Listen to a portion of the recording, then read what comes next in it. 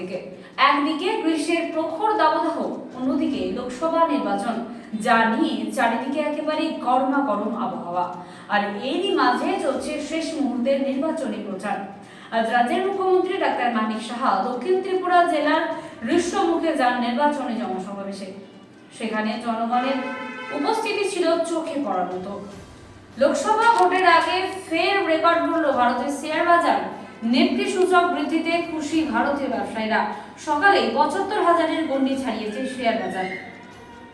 আর হাতে গোনা কয়েকটা দিন, আগামী 19 এপ্রিল থেকে লোকসভা নির্বাচন।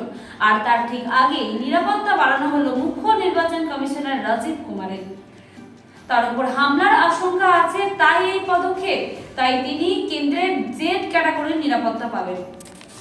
ফের জরুরি অবতরণ করলো বিমান। মাঝ আকাশে এক যাত্রী হঠাৎই অসুস্থ হয়ে পড়ে।